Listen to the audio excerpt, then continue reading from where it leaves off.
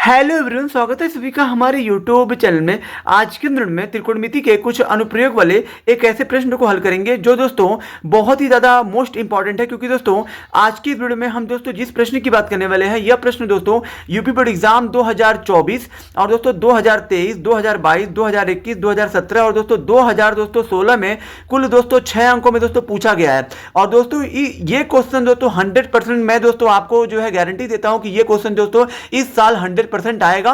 ठीक है, तो चलिए दोस्तों अब हम लोग जो है आसान तरीके से इस जो प्रश्न को हल करना स्टार्ट करते हैं। जैसे कि हमारा क्वेश्चन दिया गया है, एक 80 मीटर चौड़ी सड़क के दोनों ओर आमने सामने समान ऊंचाई वाले दो खंभे लगे हुए हैं। जैसे कि मान लीजिए दोस्तों कह रहा है कि 80 मीटर चौड़ा क्या है सड़क है, तो मान लीजिए ए से लेके सी तक ये आपका एक 80 मीटर क्या है चौड़ा ये सड़क हो गया। अब ये प्रश्न बोला है कि मतलब इस जो सड़क के दोनों किनारे, एक मतलब इस किनारे और जो इस किनारे, दोनों किनारे समान लंबाई के क्या है खंभे लगे हुए हैं, वो ये बोला है। तो दोस्तों इन दोनों खंभों की लंबाइयों के बारे में क्या बोला है कि ये दोनों समान है। तो दोस्तों जब ये दोनों खंभे समान है तो इनकी दोस्तों ऊंचाई भी समान होगी, मतलब ऊंचाई प्रश्न में बोला है समान है। तो ये अगर आप एच मानते हो तो इसका भी मान आपका क्या होगा, इसका भी मान आपका एच ही होगा। ठीक है, अब दोस्तों यहां पे बोला है, यहां पे देखिए यहां पे बोला है इन दोनों खंभों के बीच सड़क के एक बिंदु से खंभों के शिखर के उन्नयन कोण क्रमशः 60 अंश और 30 अंश है। कह रहा है कि इन दोनों खंभों के बीच सड़क के एक बिंदु, तो दोस्तों इन दोनों खंभों के बीच में, यहाँ पे बीच में सड़क के एक बिंदु, मान लीजिए वो बिंदु आपका बी है। बी से दोस्तों इस बिंदु से इस वाले खंभे का जो शिखर कोण है वो दोस्तों 60 अंश है। मान लीजिए दोस्तों इस बिंदु से इस वाले खंभे से जो मतलब इस वाले खंभे के शिखर से इस वाले बिंदु से जो शिखर का कोण बन रहा है वो दोस्तों 60 अंश है। और बोला है कि 30 अंश बन रहा है, यानी कि दोस्तों इस वाले खंभे से इसी वाले बिंदु से, ठीक है, इस बिंदु से इस खंभे के शिखर से जो कोण बन रहा है वो आपका बोल रहा है 30 अंश है। अब बोला है खंभों की ऊंचाई और खंभों से बिंदु की दूरी ज्ञात कीजिए। मतलब ये दोस्तों खंभों की ऊंचाई, मतलब हमें जो एच का मान बताना है, और दोस्तों इस बिंदु से इस वाले खंभे की दूरी और जो इसी बिंदु से इस वाले खंभे की दूरी हमें क्या करनी है, बतानी है। तो दोस्तों हमें जो है इस बिंदु से इस वाले खंभे की दूरी नहीं पता है, हमें दोस्तों इस बिंदु से इस वाले खंभे की भी दूरी नहीं पता है। तो दोस्तों एक काम करिए, आप बी से लेकर सी तक आप मान लीजिए कि ये आपका एक्स होगा। ठीक है, एक्स मीटर आपको मान लेना है। तो दोस्तों यहां पे देखिए, जब आपने इस वाले बिंदु से इस वाले खंभे की दूरी जब आपने एक्स मानी है तो इन दोनों के बीच की दूरी क्या हो जाएगी, मतलब इस खंभे से इस बिंदु के बीच की दूरी क्या होगी। तो दोस्तों यहां देखिए पूर्ण टोटल दूरी आपकी कितनी दी, 80 में से अगर हम इतना हम घटा दें तो क्या हमको ए से लेके बी तक नहीं मिल जाएगा। तो 80 में से x घटाइए तो यहाँ पे 80 माइनस क्या हो जाएगा, x हो जाएगा। तो ये हमारी दूरी क्या हो जाएगी, 80 माइनस एक्स, ये हमारी ए से लेके बी तक की दूरी हो जाएगी। ठीक है, अब चलिए हमारा जो है फिगर, यानी कि जो हमारा डायग्राम है वो जो डेकोरेट हो चुका है। अब हम इस प्रश्न के एक एक पहलू को समझते हैं। तो पहला नंबर तो यहाँ पे आपको मान लेना है माना यहाँ पे आपको क्या मानना, माना खंभों की ऊंचाई, यहाँ पे खंभों की ऊंचाई हमने मान लिया है। यहाँ पे खंभों की ऊंचाई आपको क्या मान लेनी है, यहाँ पे आपने माना है एच, इस वाले खंभे की जो ऊंचाई होगी वही ऊंचाई इसकी भी होगी, क्योंकि यहाँ पे प्रश्न में बोल दिया है कि सड़क के दोनों किनारे समान लंबाई के खंभे क्या हैं, लगे हुए हैं। ठीक है, और यहाँ पे हमने क्या माना है, तथा हमने यहाँ पे क्या माना है, बीसी माना है। बीसी हमने क्या माना है, एक्स माना है। जब हमने बीसी एक्स मीटर माना है तब यहाँ पे हमारा ए से लेके बी तक क्या हो जाएगा, तब हमारा ए बी जो होगा 80 में से x को घटा दीजिए, मतलब 80 में से अगर हम x को घटा दें तो हमें यहाँ से लेके यहाँ तक मिल जाएगा, ये हमारा हो गया इतना मीटर। अब दोस्तों यहाँ पे आपका दो त्रिभुज बन रहा है, एक तो त्रिभुज बन रहा है ये आपका AEB और एक बन रहा है आपका CDB या BCDB आप कह सकते हैं। ठीक है, BAE। तो दोस्तों यहाँ पे पहले आपको क्या करना है, यहाँ पहले आप त्रिभुज लेके चलिए, कौन सा, पहले आप त्रिभुज लेके चलिए आप यहाँ पे CBD को। तो फिर यहाँ पे हम लोग जो है पहले त्रिभुज लेके चलते हैं CBD से, त्रिभुज CBD से। दोस्तों त्रिकोणमिति में आप सभी जानते होंगे कि दोस्तों अगर जो है आपका जो आधार दिया हो, अगर आपको लंब पूछा जाए या तो आपको लंब दिया हो आधार पूछा जाए, तो इस कंडीशन में दोस्तों जहां पे भी लंब और दोस्तों आधार का संबंध आएगा वहां पे आप tan थीटा का ही प्रयोग करेंगे। तो ये मतलब इस वाले त्रिभुज में हम लोग जो है tan थीटा का प्रयोग करेंगे। तो tan थीटा बराबर क्या होता है, लंब बटे आधार। लंब हमारा क्या दिया, यहाँ पे DC दिया है तो DC लिखिए, बटे में आधार क्या है, आधार आपका BC है तो BC लिखिए। यहाँ दोस्तों tan है तो tan लिखिए, थीटा का मान कितना दिया है 60 दिया है तो 60 लिखिए, बराबर DC का मान कितना दिया है तो DC हमारा यहाँ पे H है तो H लिखिए, बटे में BC कितना दिया, BC आपने X माना है तो X लिखिए। यहाँ पे B से लेके C तक हमने यहाँ पे क्या माना है, X माना, ये X है। ठीक है, X हो गया। tan 60 का मान दोस्तों कितना होता है, आप सभी जानते होंगे कि tan 60 का मान कितना होता है। तो दोस्तों tan 60 का मान होता है आपका कड़ी में 3 होता है, ठीक है, कड़ी में 3, और बराबर में आपका h बटा x है, तो h बटा x लिखिए, ठीक है। यहां पे हो गया इतना।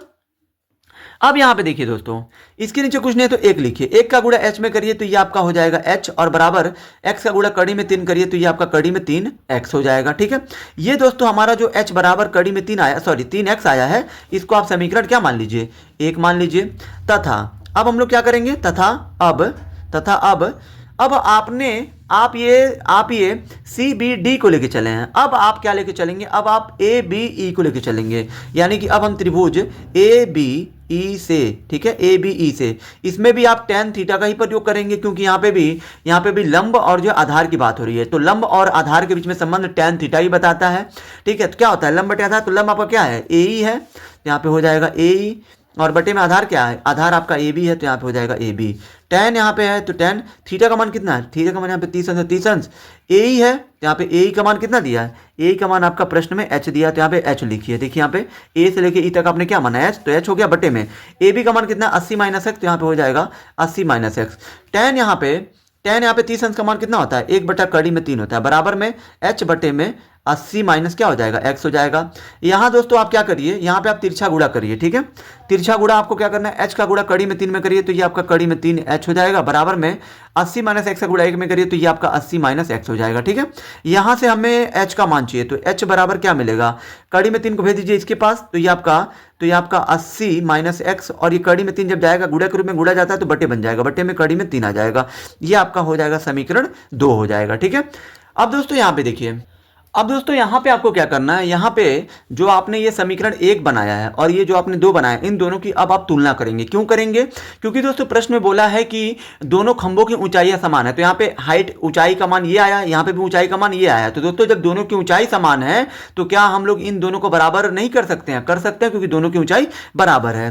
तो यहाँ पे आपको लिखना है कि अब यहाँ पे आपको लिखना है अब समीकरण 1 व समीकरण 2 से, तो यहाँ पे एक क्या दिया है, एक में आपका समीकरण में आया है h बराबर कड़ी में 3x, तो यहाँ पे आपको लिख देना है,